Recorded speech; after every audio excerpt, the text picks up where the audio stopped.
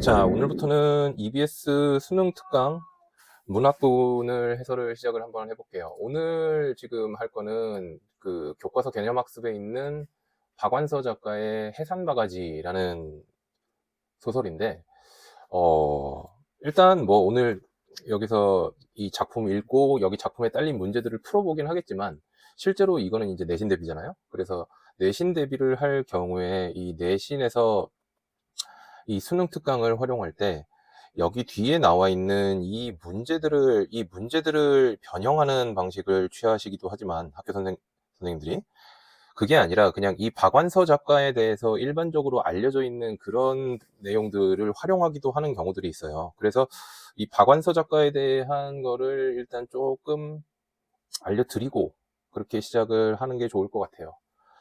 일단 이 박완서라는 작가가 왜 수능 특강에 자주 등장하느냐. 이 사람은 아마 돌아가신 지가 얼마 안 됐을 거예요. 그러니까 여성 작가고요.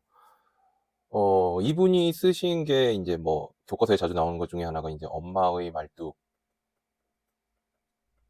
그 많던 싱아는 누가 먹었을까, 이런 것들이 있는데, 사실 뭐 이 작품 기억하는 거는 뭐 그렇게 중요하진 않고, 포인트는 뭐냐면 이분이 쓰는 소설들이 가지는 공통적인 특징 같은 게 있어요. 뭐냐면 이분이 쓰는 소설의 공통적인 특징이 뭐냐면, 일단은 첫 번째로는 세대 갈등이 나와요. 세대 갈등이 있어요, 소설 자체에. 그리고 이게 형태는 조금 달라질 때가 있는데, 그 세대 갈등이라는 게 결국에 이제 뭐 할아버지, 할머니, 아버지, 어머니, 그리고 손자, 손녀, 이런 거, 이 세대들 간의 사이에 벌어지는 갈등에 대해서 얘기를 하는 거잖아요. 그러다 보니까 이 사람의 소설에서는 과거에 대한 회상이 많이 나오는데, 이 과거에 대한 회상이 대체로 뭐냐 하면, 이제 이분 자체가 이제 일제강점기 때는 이분은 되게 어렸을 거예요. 그래서 아마 일제강점기에 대한 기억을 이제 막 생생하게 떠올린다거나 그러시는 분은 아닌데, 근데 어쨌든 이제 뭐 아버지한테 들었다, 어머니한테 들었다, 뭐 아니면 할머니한테 들었다, 이런 식으로 나오기는 나오거든요. 일제강점기라든가. 근데 사실 제일 많이 나오는 건 6.25. 6.25에 대한 기억이 되게 많이 나와요, 소설에. 그러는 경우가 많고. 근데 6.25는 또 전쟁이잖아. 그래서 전쟁을 많이 얘기를 하다 보니까 이 사람의 소설 자체에 되게 많이 나오는 것 중에 하나가 이 생명 존중에 대한 이야기가 되게 많이 나와요. 그래서 그런 거는 좀 염두에 두고 소설을 읽을 필요는 있을 것 같아요. 이거를 안 묻고 그냥 여기 그냥 수특에 나와 있는 문제만 변형해가지고 낸다면 되게 일이 쉬워질 것 같긴 한데, 그게 아니라 학교 선생님이 좀 꼼꼼하게 이 박완서 작가를 좋아하신다거나 그러면 이런 부분까지는 내실 가능성이 좀 있기 때문에 염두에 두시면 좋을 것 같습니다. 자, 한번 그러면 읽어봅시다. 자, 그분의 망가진 부분이 육신보다는 정신이었다는 것을 알아차린 건 그 후였다. 그분이 누군지 모르겠네, 아직. 우리는 그걸 서서히 알아차리게 됐다. 자, 우리인데요. 우리가 누군지도 아직 모르겠어요. 처음엔 아이들 이름을 헷갈려 부르는 정도였다. 노인들이 흔히 그러는 걸 봐온지라 대수롭지 않게 알았다. 아, 그러면 이거 아마 치매인가 봐요. 그러나 바로 가르쳐드려도 믿지를 않고 한사코 자기가 옳다고 주장하는 건 묘하게 신경에 거슬렸다. 그래, 치매 맞네요, 그럼. 숫째, 치지도회 하기로 했다. 치지도회가 뭐냐? 아, 내버려 두기로 했다. 나는 어쩌면 나는 그거를 기화로 그때까지도 그분이 한사코 움켜쥐고 있던 살림 권리를 빼앗을 수 있어서 은근히 기뻤는지도 모르겠다. 살림 권리를 빼앗을 수 있어서 기뻤는지도 모르겠다라고 하니까, 지금 나는 뭐 하는 사람이에요? 그러니까 나는 주부겠지. 그러니까 그분의 노망을 근심하는 소리는 집안에서보다 집 밖에서 먼저 났다. 오래간만에 고모님을 뵈러 온, 자, 지금 이 그분은 고모님이겠네요, 그럼. 당신 조카에게 당신 누구요? 하면서 낯선 얼굴을 해서 조카를 당황하게 하더니 어찌어찌 해서 그가 조카라는 걸 알아보고 나서 아이가 몇이냐고 물었다. 아들이 둘이라고 하자 아이고 대견해라. 일찍언니 농사 잘 지었구나 하고 정상적인 대답을 했다. 그러나 곧 똑같은 질문을 하고 똑같은 덕담을 했다. 똑같은 질문은 한없이 되풀이됐다. 그는 내가 애써 차려준 점심을 뜨는 둥 마는 둥 진저린을 치며 달아나 버렸다. 그렇게 해서 그분이 노망났다는 소문은 그분의 친정 쪽으로부터 먼저 퍼졌다. 집에서도 같은 말에 되풀이가 점점 심해졌다. 그 대신 그분의 주된 관심사에서 제외된 어휘는 급속도로 잊혀지는 것 같았다. 그냥 이제 치매니까 평소에 자주 쓰는 말은 이제 안 잊고 잘 쓰시는데 평소에 잘 안 쓰는 말은 점점 잘 잊어버린다는 얘기죠. 쌀 씻어놓았냐, 빨래 걷었냐, 장독 덮었냐, 빗장 걸었냐 등 주로 의식주에 관한 기본적인 관심이 온종일 되풀이되는 대화 내용이었다. 하루 이틀도 아니고 허구한 날 같은 말에 같은 대꾸를 해야 된다는 것도 쉬운 일은 아니었다. 더구나 그 빈도가 하루하루 잦아지고 있었다. 쌀 씻어놓았냐? 네. 쌀 씻어놓아라. 저녁 때 다 됐다. 네. 씻어놓았다니까요. 쌀 씻어놓았냐? 씻어놓았대도요. 쌀 씻어놓았냐? 쌀 안 씻어놓으면 밥 못 부탁할까봐 그러세요? 진지 안 굶길 테니 제발 조용히 좀 계세요. 이렇게 짜증이 나게 마련이었다. 그렇다고 그 줄기찬 바보 같은 질문이 조금이나라도 뜸해지거나 위축되는 것도 아니었다. 그럴 수밖에 없죠. 자기가 질문했던 걸 까먹은 거니까. 남들은 몇 년씩 똥오줌 싸는 노인도 있는데 그만하면 곱게 난 망령이라고 나를 위로했지만 나는 온종일 달달 볶이고 있는 것처럼 신경이 피로했다. 차라리 똥오줌 치는 게 온종일 같은 말 대꾸하는 것보다 덜 지겨울 것 같았다. 자, 중략하는 부분의 줄거리는 자, 시어머니의 치매가 갈수록 심해졌고 나의 피로와 시어머니에 대한 증오도 커져요. 견딜 수 없을 만큼이 돼서 나는 시어머니를 시설에 맡기고자 하고 남편과 함께 시설을 찾아서 시골 마을을 찾아갑니다. 라면이라도 하나 끓여달랄까요? 당신 시장아오? 아니요, 당신 소라장하게요. 안주는 무슨? 나는 주인을 찾아 가게 터 뒤로 돌아갔다. 좀 떨어진 데 초가가 보였다. 초가 지붕 위엔 방금 떠오른 보름달처럼 풍만하고 잘생긴 박이 서너 덩이 의젓하게 자리 잡고 있었다. 여보, 저 박 좀 봐요. 해산 바가지 했으면 좋겠네. 나는 생뚱한 소리로 환성을 질렀다. 해산 바가지? 남편이 멍청하게 물었다. 그래요, 해산 바가지요. 실로 오래간만에 기쁨과 평화와 삶에 대한 믿음이 샘물처럼 괴어오는 걸 느꼈다. 내가 첫 애를 뵀을 때 시어머님은 해산달을 짚어보고 이제 아이를 낳는 달이잖아요. 그러면 이 해산 바가지라는 거는 출산과 관련돼 있죠. 섣달이구나. 섣달은 뭐냐? 음력 1호죠.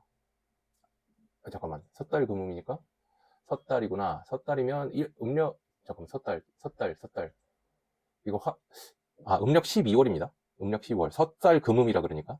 섣달이구나. 좋을 때다. 곧 해가 길어지면서 기저귀가 잘 마를 테니 하시더니 그해 가을 일부러 사람을 시켜 그러니까 음력 12월쯤 낫겠다라고 추측을 하신 거죠. 시골에 가서 해산 바가지를 구해오겠다. 잘생기고 여물게 굵고 정한 데서 자란 햄바가지여야 하네. 첫 손자 첫 국밥 지을 미역 빨고 쌀 씻을 소중한 바가지니까. 그러니까 아까 여기 초가지붕 위에 자란 박을 타다가 그걸 가지고 바가지를 만들어요. 그래가지고 거기다가 미역을 씻고 쌀을 씻는다는 거죠. 그래서 후한 값까지 미리 쳐주는 것이었대요. 그럴 때 그분은 너무 경건해 보여서 나도 아기를 가졌다는데 경건한 기쁨을 느꼈었대요. 그래가지고 두 짝의 바가지가 당도했고 그거를 신령한 물건인 양 선반위에 고이 모셔놓았었어요. 또 선수장에 나가서 보유한 접히 사발도 한 쌍을 사다가 선반에 얹어두었어요. 그건 해산 사발이라고 했대요. 첫아이가 딸이라는 걸 알자 속으로 약간 캥겼어요. 왜? 당시에는 남아선호 사상이 있었거든요. 외아들을 둔 시어머니가 흔히 그렇듯 이분도 아들을 기다렸음직하고 더구나 그분의 남다른 엄숙한 해산 준비는 대를 이을 손자를 위해서나 어울림직했기 때문이다. 그러니까 이제 대를 이을 손자를 위해서 그렇게 정성을 들였겠거니 생각을 했던 거죠. 근데 태어나는 날을 맞아들이는 그분에게서 섭섭한 티 따위는 조금도 찾아볼 수 없었다. 그러니까 시어머니는 아들이어서 그렇게 했던 게 아닌 거죠. 잘생긴 해산 바가지로 미역 빨고 쌀 씻어 두 개의 해산 사발에 밥 따로 국 따로 퍼다가 내 머리맡에 놓더니 정성껏 산모의 건강과 아기의 명과 복을 빌은 것이었다. 그러니까 이거는 아까 제가 처음부터 말했던 생명 존중이 있는 거죠. 그런 그분의 모습이 어찌나 진지하고 아름답던지 내가 엄마 됐음에 황홀한 기쁨을 느낄 수가 있었고 내 아기가 장차 무엇이 될지는 몰라도 착하게 자라리라는 것 하나만은 믿어도 될 것 같은 확신이 생겼다. 대문에 인줄을 걸고 이거 옛날에 이제 제가 어릴 때까지는 꽤나 했는데요. 그 아이가 태어나면 그 인줄이라 그래가지고 그 지푸라기로 이렇게 새끼줄을 꼬아가지고 걸고 이제 오래 살라고 부정을 기하는 3, 7일 동안이 끝나자 해산 바가지는 정결하게 말려서 다시 선반 위로 올라갔어요. 그러니까 이 대문에 인줄 걸고 부정 기하는 3, 7일 동안 끝나는 거는 이제 무속신앙 같은 거를 얘기하는 거죠. 다음 해산 때 쓰기 위해서였다. 다음에도 또 딸이었지만 그 희색이 만면하고도 경건한 의식은 조금도 생략되거나 소홀해지지 않았다. 그러니까 시어머니는 생명을 존중하는 분이에요. 근데 이 사람은 어때요? 다음에도 딸이었고 그 다음에도 딸이었어. 네 번째 딸을 낳고는 병원에서 밤새도록 울었다. 의사나 간호사까지 나를 동정했고 나는 무엇보다도 시어머니의 그 경건한 의식을 받을 면목이 없어서 눈물이 났다. 그러니까 이런 면목이 없는 이유는 뭐예요? 나아가 남아선호가 있는 거죠. 정확히 남아선호의 영향을 받은 거죠.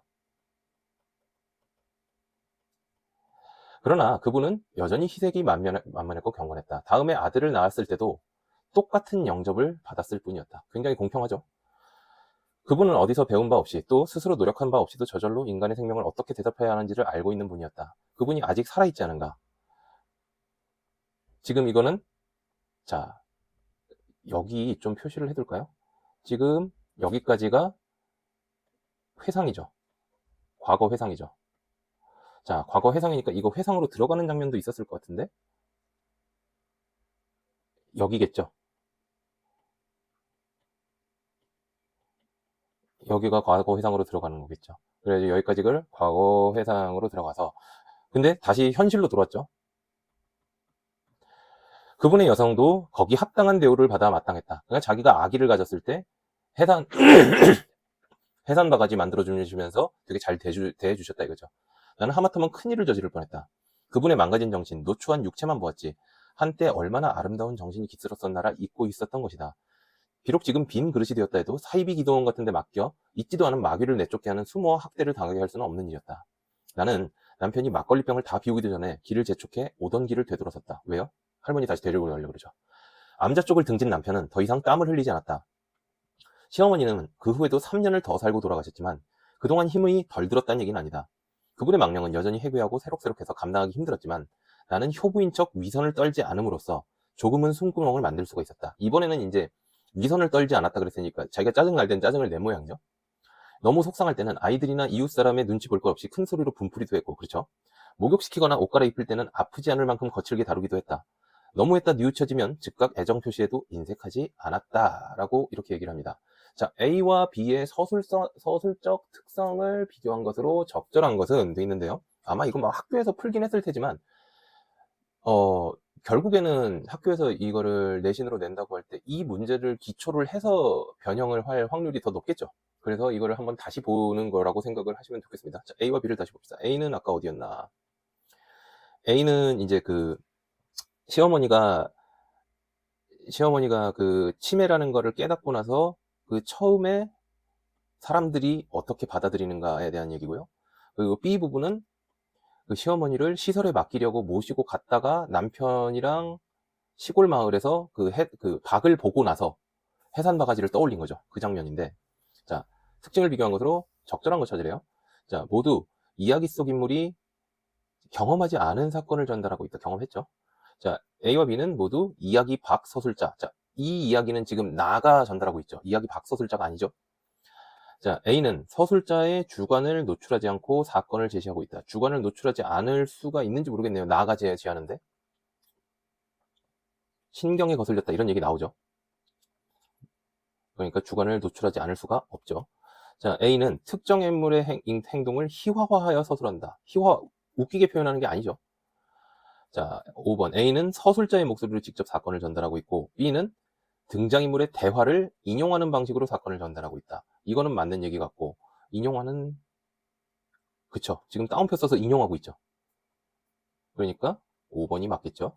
자, 윗글에 대한 이해로 적절하면 O, 적절하지 않으면 X로 표시하시오. 시어머니는 딸을 낳았다는 사실에 더 기뻐하였다. 더 기뻐한 거 아니었죠.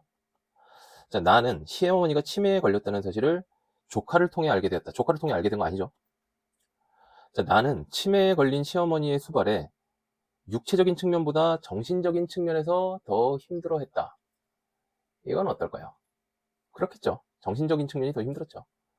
자, 윗글에 나가 보기에 밑줄 친 잘못.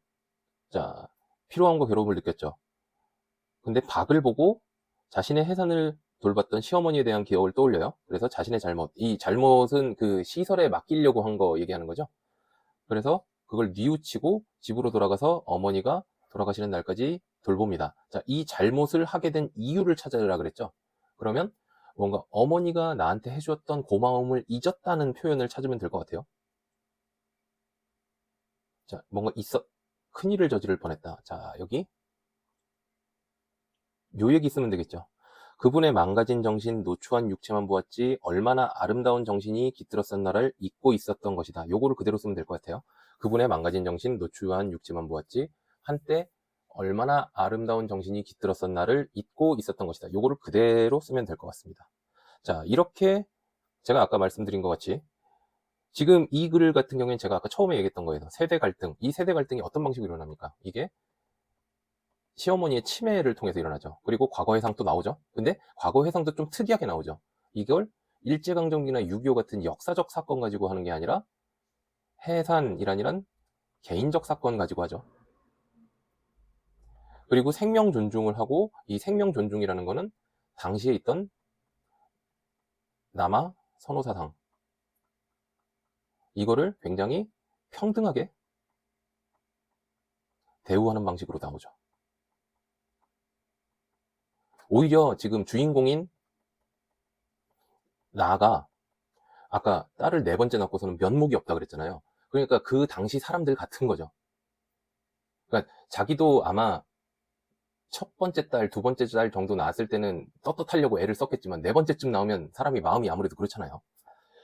그래서 주인공 나가 오히려 평범한 축인 거죠. 그러니까 시어머니는 되게 특별하셨던 분인 거죠. 자, 해산바가지 이 정도로 이해하시면 좋을 것 같고요. 수업 시간에 만나가지고 이 관련 변형 문제들 좀 풀어보시고, 그리고 변형 문제가 부족하면 다른 이제 이거 변형 문제가 부족할 경우에는 이제 다른 쪽에서 출제된 문제들을 풀어볼 텐데, 그 관련 문제 같은 경우에는 이제 지문의 범위가 좀 달라질 수는 있어요. 지금 여기에서 출제된 이 범위의 지문 말고 좀 다른 지문이 출제될 수는 있는데, 그때도 결국에 주제 자체는 달라지지는 않습니다. 자, 그 점을 참고해가지고 수업 시간에 만나서 나머지 부분을 해결하도록 합시다. 고생하셨습니다.